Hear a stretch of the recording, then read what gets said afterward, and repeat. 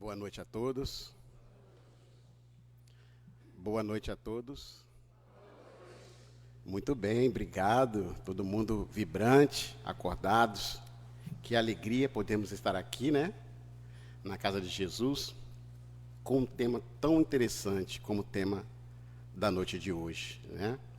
Paraíso, inferno e purgatório.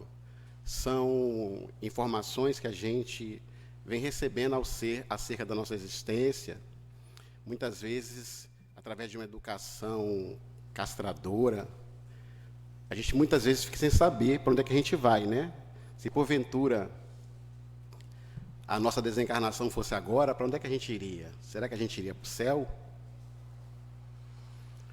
Ou iríamos para o inferno? Ou ainda passaríamos ali pelo purgatório? E aí, em cima das informações que nós recebemos, o que há de verdadeiro nisso? Não é mesmo? A gente fica na dúvida. Então, pedimos realmente a abertura da acústica de nossas almas, para que a gente possa estar com o pensamento racional, porque muitas vezes existem pensamentos que não foram construídos racionalmente, né? O que é o pensamento racional? O pensamento racional é uma evolução do pensamento. O pensamento também evolui. Então, lá atrás, nós tínhamos o pensamento mítico. Conta-nos Joana de Ângeles na obra Autodescobrimento. Psicografia de nosso querido Divaldo Pereira Franco. O pensamento mítico é a gente acreditar em mito, né? Então, durante muito tempo, por exemplo, a criança acredita em Papai Noel, né? Então, chega um tempo que ela fala, isso não é verdade. Então, é o pensamento mítico. Vamos evoluir para o pensamento pré-mágico, vamos evoluir depois para o pensamento mágico. Depois do mágico vai surgir o pensamento racional. Pensamento esse cultivado na França pelos iluministas, espíritos que Jesus encaminhou para nascer na França, que deu um boom assim na nossa consciência. Por quê? Até então, nós acreditávamos no direito divino dos reis. O que era isso? Os reis tinham poder sobre nossas vidas, sobre nossas casas. Então, chegávamos, o rei falava, eu quero a sua casa, e a gente era obrigado a entregar.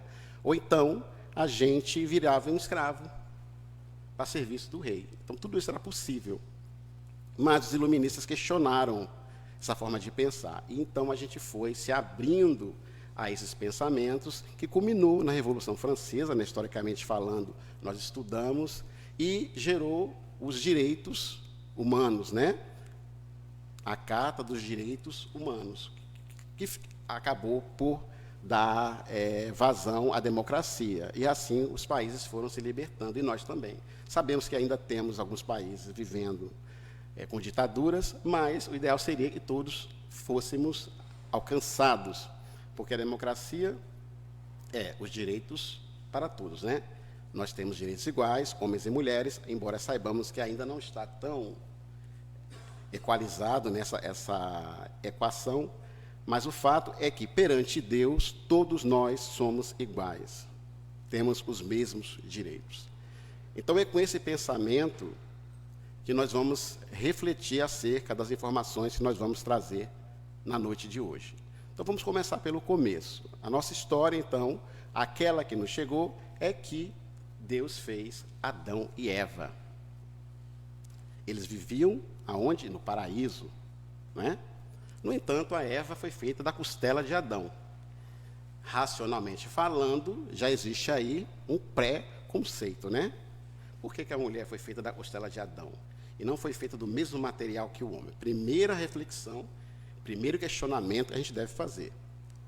Avançando um pouco mais, eles tiveram filhos, né? Perderam, enfim, pecaram, saíram do paraíso, tiveram filhos, Caim e Abel. Caim matou Abel e fugiu. E na fuga, ele encontrou uma cidade. Perguntamos, quem construiu a cidade?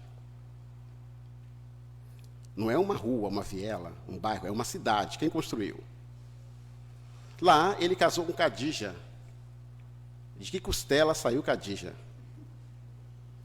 São informações que não se sustentam. Então, o pensamento racional, ele vai negar esse tipo de afirmativa. Então, nós, assim como as crianças, não podemos mais acreditar neste mito. Precisamos, então, avançar. Então, como o homem surgiu na Terra, já que nós não viemos de Adão e Eva? A doutrina dos Espíritos, através da obra A Caminho da Luz, psicografia de nosso querido Chico Xavier, através do Espírito Emmanuel, vai falar a respeito do surgimento do homem na Terra. Como é que começou? A Terra tem 4,5 bilhões de anos, e Jesus já era Jesus naquela época. Ele recebe de Deus a determinação, né, de fazer a Terra. E vai sair um pedaço de bloco em forma do Sol, vai parar em determinado ponto do universo, é a nossa Terra. Jesus, juntamente com os engenheiros siderais, vão começar a resfriar aquele bloco informe. E quando chegou a hora, começou então a formar as águas. Isso dentro desses 4,5 bilhões de anos, né? Então é tempo que a gente não consegue nem dimensionar. Água formada, vão começar os primeiros seres vivos no seio das águas. Primeiro ser vivo, ameba, uma única célula. Com o passar do tempo, vai realizar o quê? A mitose, que é um processo de divisão celular. E aí vão criar os animais pluricelulares. Vão passar muito tempo, esses animais vão desenvolver a respiração cutânea. E aos poucos eles vão sair do seio das águas e vão habitar a Terra. E põe raça de ano nisso aí, bilhões de anos. Até que, dentre os animais que existia uma espécie de primata. Então, os espíritos disseram, está na hora dos espíritos reencarnarem, né, na nossa Terra. E assim vão começar as reencarnações no primata. O que existia? É como se fosse uma árvore com dois ramos. Daqui para cá, continua sendo primata. Então, primata é primata até hoje. Dessa linhagem para cá, vão nascer apenas os espíritos. Então, naquela linhagem, vão começar, aos poucos, nascendo os espíritos aqui na Terra. Nisso, Charles Darwin, o cientista, né, está com razão. Foi assim que surgiu um homem na Terra. Não existe milagre, não houve nada fora disso. A vida é completamente natural. Isto colocado, o homem surgiu há 200.000 anos, aproximadamente, na Terra. Acontece que nós éramos, então, primitivos, certo? Vivendo em cavernas, basicamente para comer, caçar e reproduzir. A nossa mente precisa, então, de um incentivo para poder sair daquele ostracismo, né? Daquela situação ainda nômade. Precisávamos, então, de um empurrãozinho para a gente poder criar civilizações, criar cidades. Sem esse empurrãozinho, a gente não teria internet, não teria Wi-Fi, não teria carro, não teria casa, nada disso. Então, para que a gente conseguisse alavancar em uma de nossas asas, o espírito tem 2 asas para evoluir: a inteligência e a moralidade. Então, precisamos que essas 2 asas se equalizem para poder a gente alçar voo perante Deus. A inteligência se desenvolve primeiro. Pois bem, existia um planeta, o sistema de Capella, que tinha alcançado o direito da eterna concórdia, perpétua concórdia. O que significa isso? Lá, neste planeta, o mal recebeu um basta. Então, espíritos que estão acostumados a tumultuar, a brigar, a fazer confusão, esses espíritos foram convidados a se retirar e foram parar aonde? Aqui, na nossa Terra. Quem são eles? Né?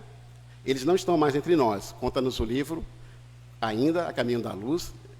Eles não estão mais entre nós. Eles já fizeram o seu trabalho e já retornaram para suas pátrias. Eles deram origem a 4 grandes grupos. Foram os capelinos, os hebreus, os indianos e os arianos, que deu origem à raça branca. Desses grupos, teve um que sobressaiu, que foram os egípcios. Os egípcios, portanto, precisavam explicar para aquele povo, ainda sem conhecimento, né? Porque aí caía um raio, era o sol que saía, a chuva que caía. Quem é que está fazendo isso? Eles não podiam compreender que era um Deus só. na ideia dele, é o Deus do sol, é o Deus da chuva, é o Deus do vento. Então criou-se o politeísmo, a ideia de ter vários deuses lá no céu, comandando nossas vidas. Pois bem, assim a gente viveu durante muito tempo, acreditando que nós éramos guiados por vários deuses. No século 8 a.C., nós vamos encontrar o poema de Homero de nome A Odisseia. O que ele fala? Ele vai falar a respeito da casa dos deuses, o Campos Elíseos. Então, quem morrer, vai para onde? Vai para o Campos Elíseos. Passou bem, foi um bom filho, atendeu aos deuses, vai para os Campos Elíseos. E quem morrer, vai para o Tártaro.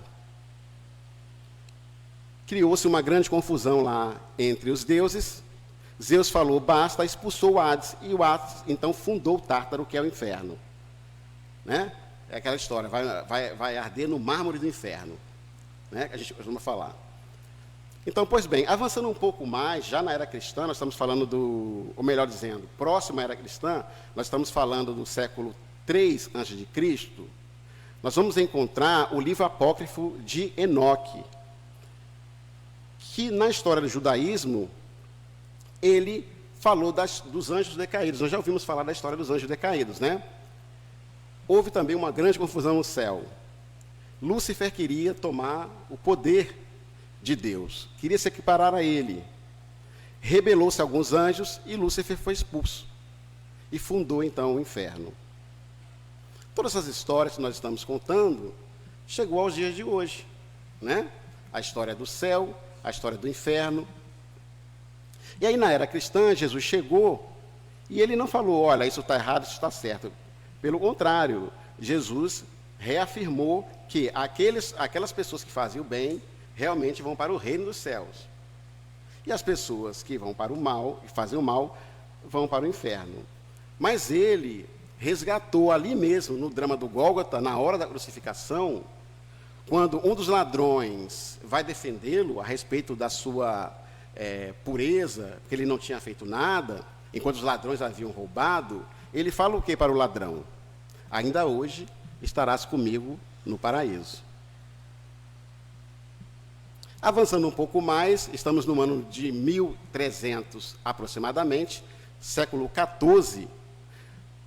Dante Alighieri vai cunhar a Divina Comédia, ou ainda o Inferno de Dante, e vai pintar o inferno de todas as cores horrendas que a gente conhece. As torturas piores que nós já ouvimos falar, está lá nesta obra. E chegamos aqui hoje herdando todas essas informações. Muitas vezes temos até medo de morrer, né? Porque a gente não sabe para onde a gente vai. Mas Allan Kardec também estava preocupado com essa história. E é aí que nós vamos começar a analisar a questão de número 1012. O que os espíritos falaram para ele? Então ele perguntou, haverá no universo lugares circunscritos para as penas e gozos dos espíritos segundo o seu merecimento? Será que existe alguma região do universo que ali está nos aguardando? É em cima, é embaixo, é do lado? As penas e os gozos são inerentes ao grau de perfeição dos espíritos. Cada um tira de si mesmo o princípio de sua felicidade ou de sua desventura. E como eles estão por toda parte, nenhum lugar circunscrito ou fechado existe, especialmente destinado a uma ou a outra coisa. Então, no universo não existe esse local, vamos assim dizer, como aqui, a cadeia fica ali. Ó. Não é assim que acontece. Embora a gente vai, claro, particularizar mais à frente este assunto. Quanto aos encarnados, quanto a nós, estes são mais ou menos felizes ou infelizes, conforme é mais ou menos adiantado o mundo em que habitam. Então, o mundo, a espécie de mundo, a categoria de mundo, ele vai, por si só, ter os seus reveses, né? Que, de certa forma, vai nos atingir. Por exemplo, nosso mundo é um mundo que tem bastante doenças, nós vamos nos adoecer. Tem muita gente violenta, a gente, de alguma forma, vai estar envolvido nesse tipo de situação. Estamos vendo uma imagem aí. Essa imagem, tirada pelo cientista, é a imagem do universo observável. O que significa dizer isso? É onde a imagem, as câmeras conseguiram captar a extensão do universo. Por enquanto, eles só conseguiram chegar até aí. Mas esse espaço que nós estamos vendo é uma coisa de doido, o tamanho desse espaço.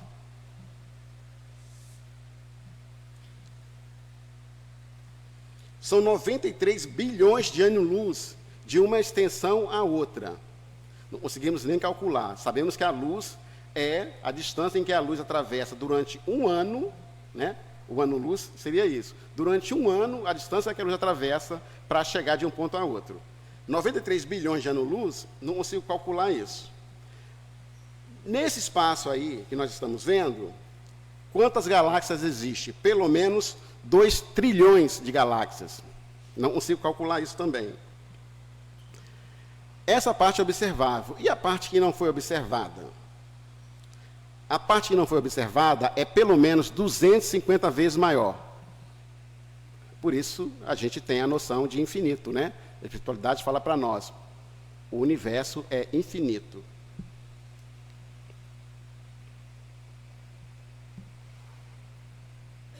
E a nossa Terra, né?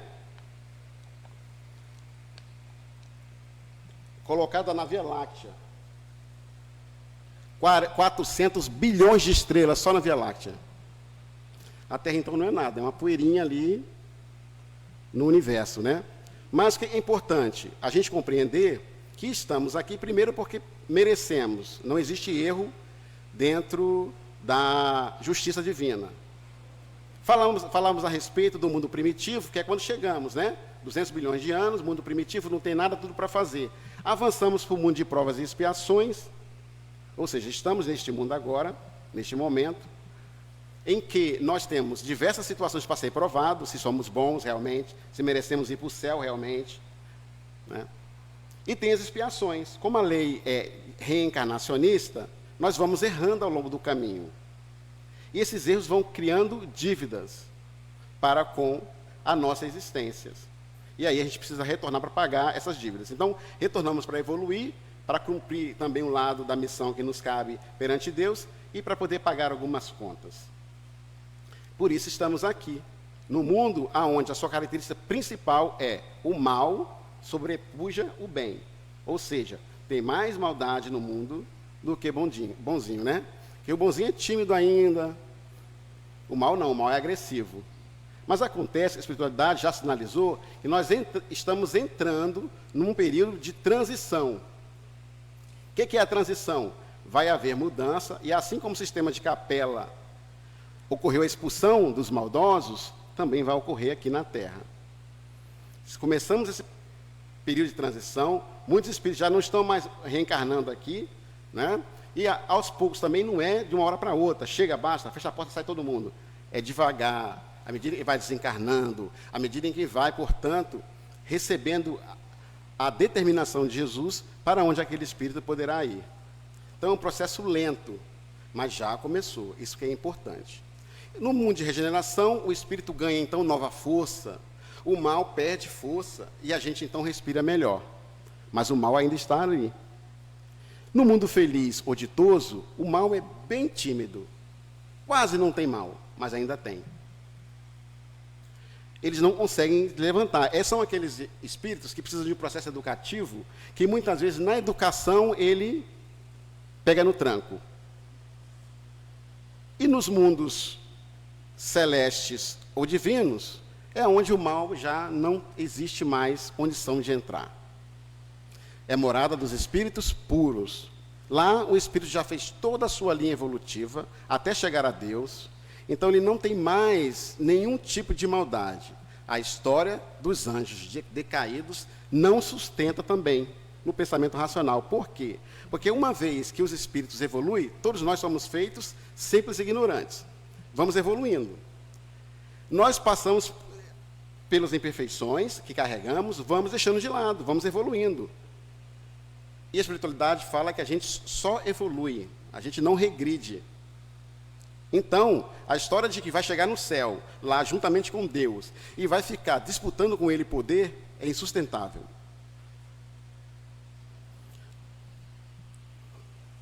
Nós estamos vendo aí uma imagem, deixa eu ver se ela está legal. Ah, está legal. Está boa essa imagem. Eu pensei que não ia dar para ver direito. Nós estamos vendo a Terra aí no centro.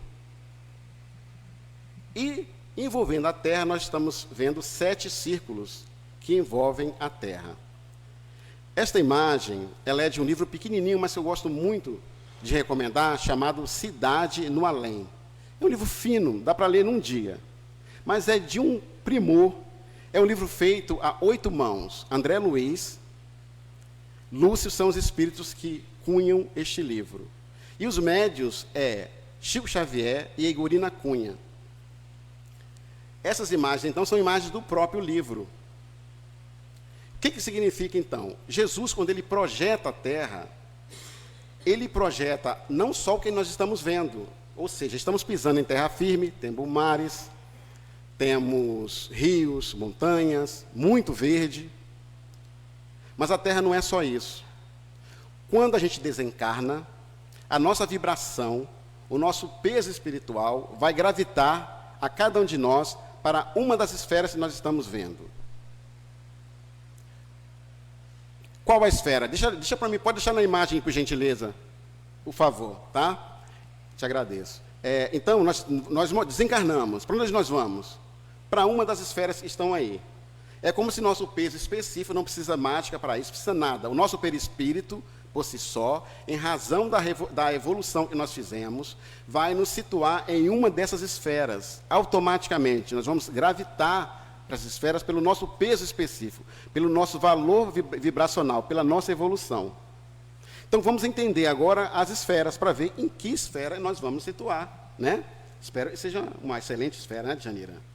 Esfera do amor fraterno universal. Seria maravilhoso. Vamos começar, então, pela crosta. A crosta terrestre é envolvida pelo que nós chamamos de umbral.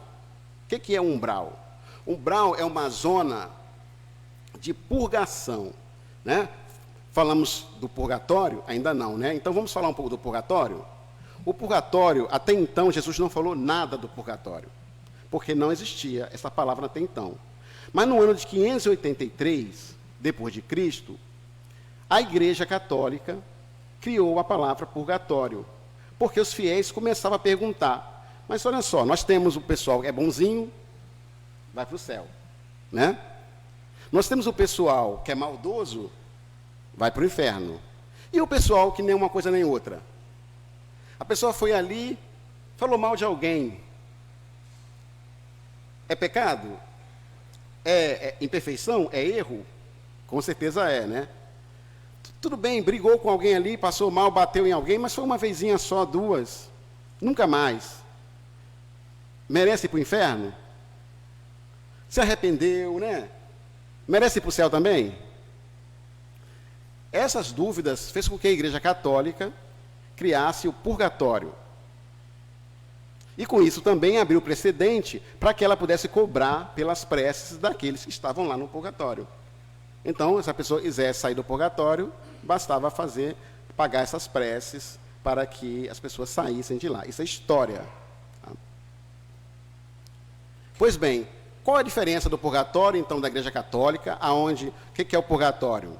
As pessoas que têm pecados leves, é isso. Vão ficar lá, vão ter sofrimento também, mas não é o sofrimento do inferno, qual é o inferno? É eterno. A ideia do inferno é eterno ali, no mal, né? No erro, né? No sofrimento. Esse é o conceito de inferno. O purgatório não, ele foi mais amenizado. Espera aí, calma, você vai só para o purgatório. Vai passar por ali algumas dores, alguns sofrimentos, mas daqui a pouco você vai ser resgatado e vai para os céus. Voltando aqui para a doutrina espírita, nós temos aí os umbrais, e são essas esferas mais próximas da Terra. Os umbrais, nós temos um umbral grosso, um umbral médio e um umbral propriamente dito. Cada um desses umbrais comporta uma gama de espíritos. Umbral grosso, o nome já diz, para espíritos que são empedernidos no mal. Umbral médio, mais ou menos maldoso. E umbral propriamente dito, ele é mau, mas nem tanto. Né? Como que funciona? Como nós falamos, é automático isso. Se a pessoa, porventura, está, vamos assim dizer, se afinizada melhor dizendo, sintonizado com essas esferas é que vão recebê-lo. Acima dos umbrais, nós vamos encontrar a esfera chamada de arte, ciência e cultura. Espíritos que reencarnam com a missão de alavancar o progresso artístico, científico e cultural do planeta. Então, são espíritos que nascem com essa função. Acima dessa esfera, nós vamos encontrar a esfera amor fraterno universal. Pessoas que amam demais, já vêm para a Terra exatamente para poder divulgar o amor, para poder trabalhar na linha do amor, né? Ajudar a humanidade a caminhar. São esses espíritos que vivem por lá. Estamos vendo aí na segunda esfera, um monte de manchinha, é onde tem as moradas, que nós chamamos de colônias espirituais. As colônias espirituais, elas são responsáveis por nos receber no plano espiritual, ainda que no umbral, para nos ajudar, portanto, na próxima reencarnação. Então, nós ficamos lá descansando? Não necessariamente. A gente fica se refazendo, a melhor palavra. Refazer foi uma vida desgastante, exaustiva, né, de muito trabalho, muito sofrimento.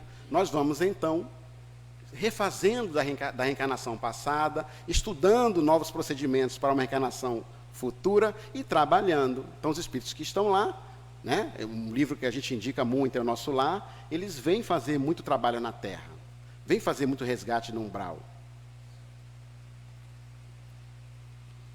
E acima, na sétima esfera, está Jesus, que é a esfera chamada Diretrizes do Planeta, onde ele está no comando da nau chamada Terra, que estamos todos numa viagem evolutiva, e ele cuida de cada um de nós.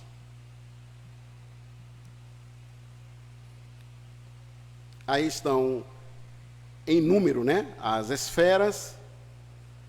Nós temos aí uma esfera de 5 pontas, ou melhor dizendo, de 6 pontas, que é a esfera de Nosso Lar, que é um dos pontos mais desejados, né? Jesus falou, há muitas moradas na casa de meu Pai.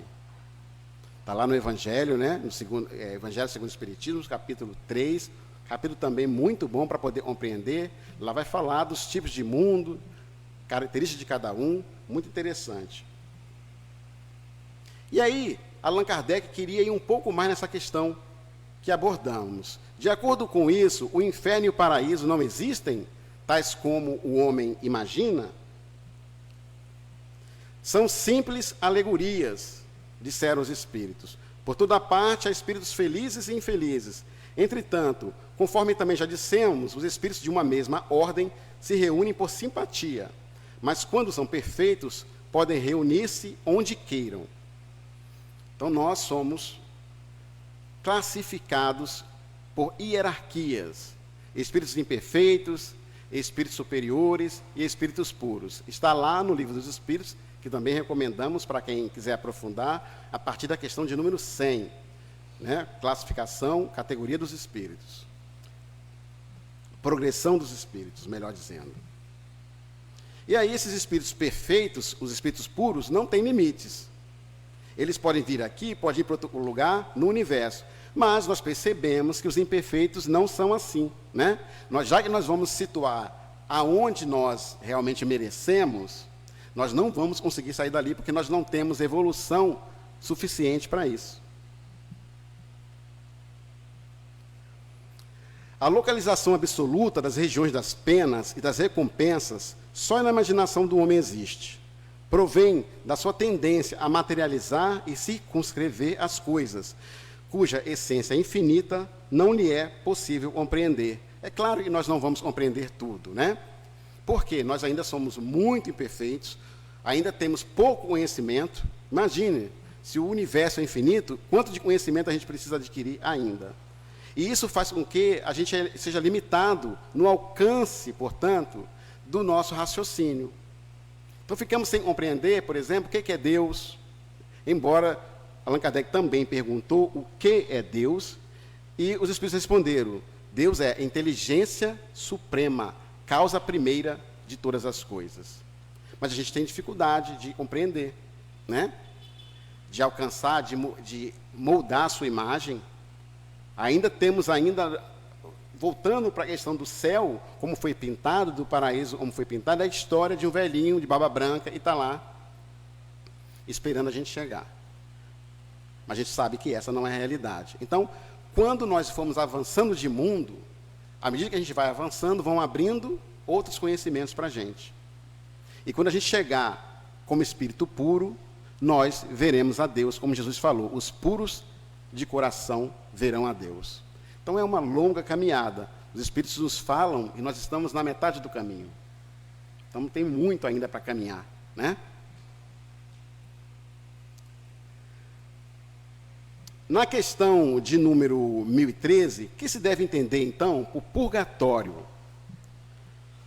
Falávamos, então, segundo a teologia, que é um lugar onde as almas, os que cometeram pecados leves, acabam de purgar suas faltas antes de ir para o inferno, e falamos também do umbral, que é muito semelhante. Qual é a diferença? O umbral, ele é uma zona temporária. Nós falamos a respeito do exílio que vai ocorrer e que a Terra já começou. O que vai acontecer com o umbral? Ele vai sendo esvaziado. Aquela energia que envolve o umbral, como nós vimos na imagem, é escura. Do ponto de vista espiritual, enxergando a Terra basicamente no umbral grosso, só existe escuridão. Essa energia vai se dissipando, porque ela foi formada pelos nossos pensamentos. Ela foi formada pelas nossas ações. A impressão que dá, a gente pensa, ficou por aí mesmo, né? Não, é uma energia que a gente liberou. Nós somos uma fábrica de pensamentos. Pensamentos bons gera energia boa. Pensamentos ruins gera energia ruim. E vai para onde? No umbral. Então, esses irmãos, à medida que forem saindo, o umbral vai se renovando e a Terra vai virar um paraíso no futuro. É assim que vai acontecer. Não é o inferno eterno que imaginamos. Agora, é fácil estar por lá? Não é fácil, porque espíritos que já estão lá há mais tempo, espíritos que já estão acostumados, inclusive, à maldade, eles podem, sim, tumultuar muito a vida daqueles que vão chegando incautos ainda, iniciantes, sem conhecer o plano espiritual.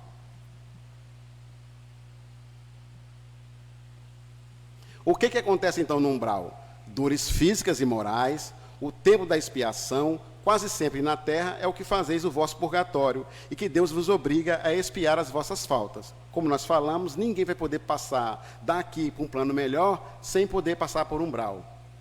Nós desencarnamos aonde? No umbral. Todos nós vamos desencarnar no umbral. O umbral envolve a terra. Agora, vamos ficar no umbral? Não, não necessariamente. Muitos de nós seremos resgatados, e esse é o nosso desejo, pelos nossos familiares. Eles vão lá fazer a recepção, no momento da nossa desencarnação, né? É desligado o espírito do corpo físico, o perispírito, portanto, está liberto, a família vem e leva para essas colônias que nós falamos, chamadas de colônias espirituais. O que o homem chama purgatório é igualmente uma alegoria, devendo-se entender como tal, não um lugar determinado, porém o estado dos espíritos imperfeitos que se acham em expiação até alcançarem a purificação completa, que os levará à categoria dos espíritos bem-aventurados. Operando-se essa purificação por meio das diversas encarnações, o purgatório consiste nas provas da vida corporal. Então, nós já estamos mergulhados nesse purgatório. As dores que nós temos, as expiações que nós carregamos, fazem parte desse processo expiatório. Ao desencarnar, continuamos esse processo expiatório, porque aqueles que, porventura, tiverem a oportunidade de serem resgatados, vão para as colônias que nós falamos. E aqueles que precisam ficar no umbral, ficarão lá por um tempo, até serem resgatados. Quanto tempo é esse? É de cada um.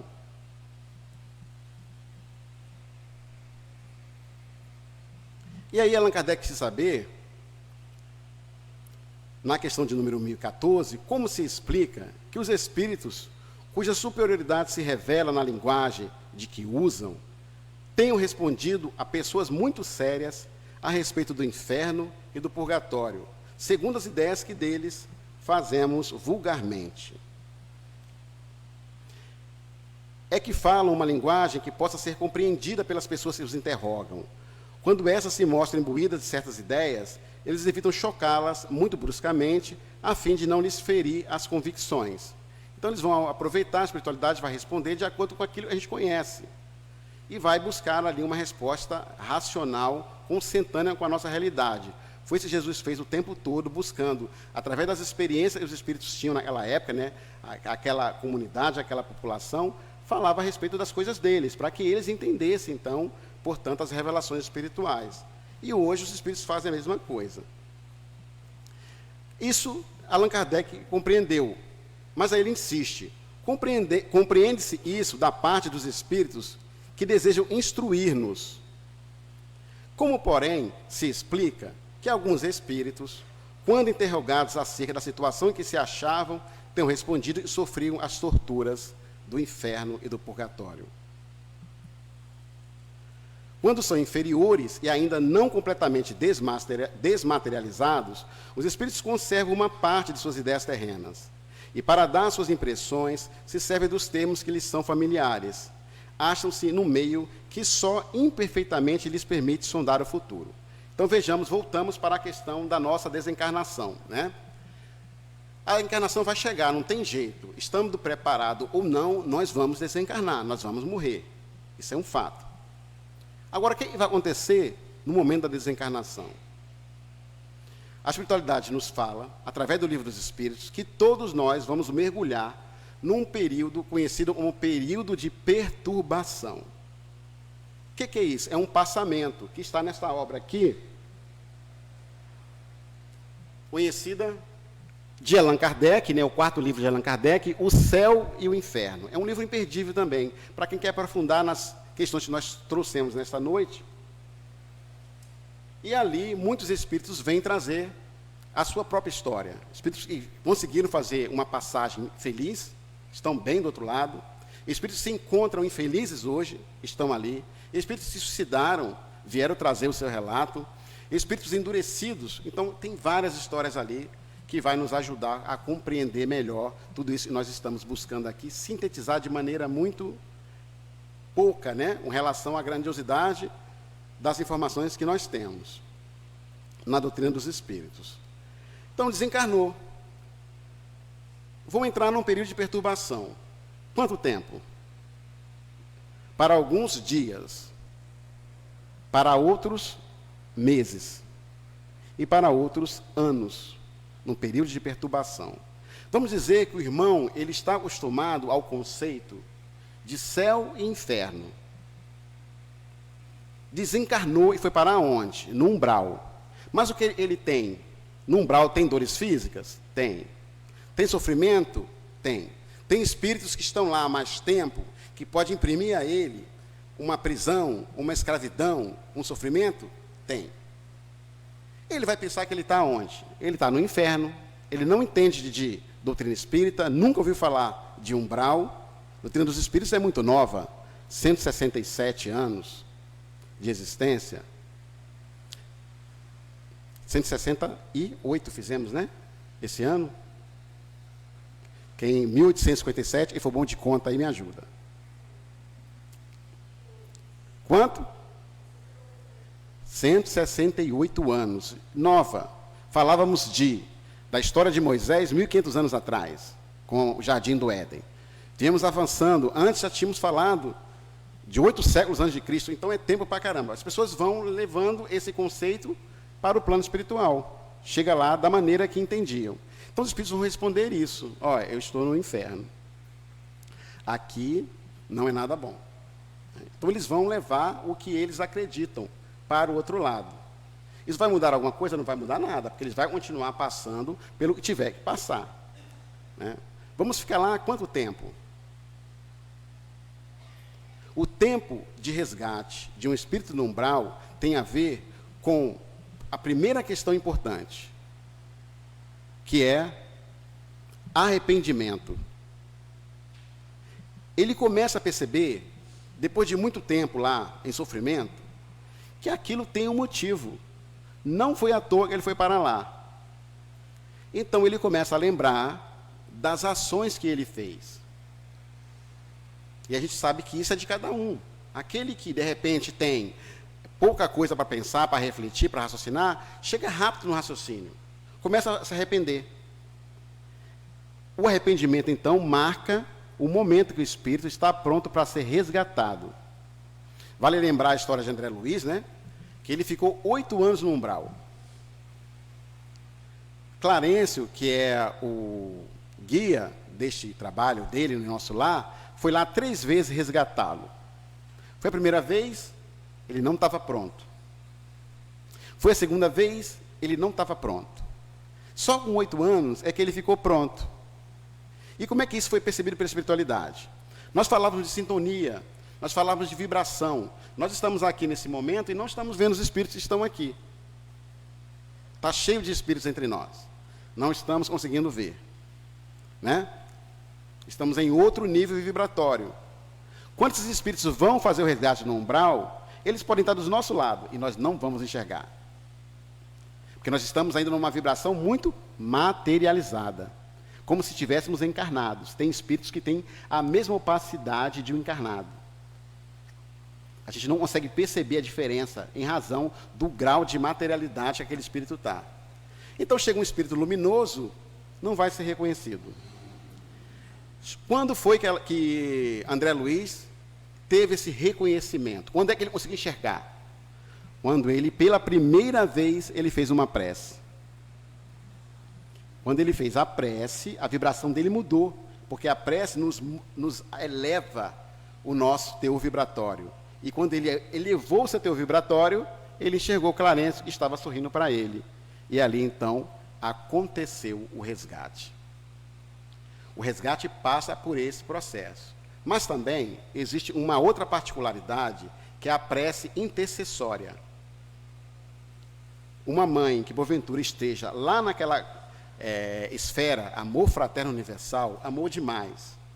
Mas o filho dela habita exatamente aonde? Na cidade purgatorial. O que é a cidade purgatorial? No umbral, espíritos que já estão lá há mais tempo, resolveu criar por ali uma cidade. Colocou porteiros, colocou ruas, vielas escuras, enfim. Se auto-intitularam juízes e aqueles que estão chegando são recebidos por eles. E são levados para essas cidades. E lá eles imprimem diversos tipos de tortura. Pois bem, esta mãe, ela queria muito resgatar seu filho. Essa história é do livro Libertação, de também André Luiz, 7º livro da sua coleção, um total de 16. Recomendamos sempre que, antes de chegar nesta obra, leia os livros anteriores, se prepara, porque é um livro forte. Né? Ela queria muito resgatar seu filho. O seu filho era um dos juízes lá da cidade. Só que ele era muito endurecido. Não permitia ainda uma lembrança de amor. Quando lembrava da mãe, já fugia do pensamento. Mantinha ali no seu propósito de fazer a maldade. E continuou fazendo maldade do outro lado, porque ninguém morre e vira santo. Todos nós vamos chegar do outro lado exatamente como nós somos. A nossa consciência levamos conosco, toda a nossa experiência está conosco, então não vamos virar anjos. Não vamos sair daqui pessoas difíceis e chegar uma pessoa dócil do outro lado. Nossa, como a morte me fez bem. Não, não é isso.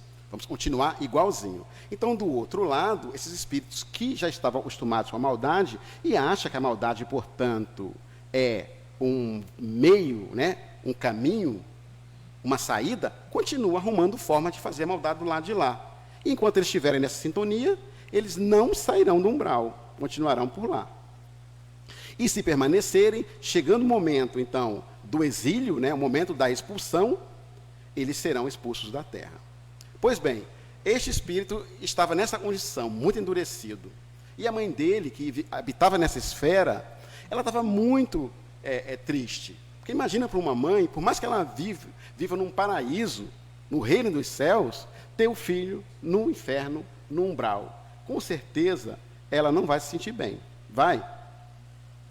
Ela vai conseguir ser feliz completamente?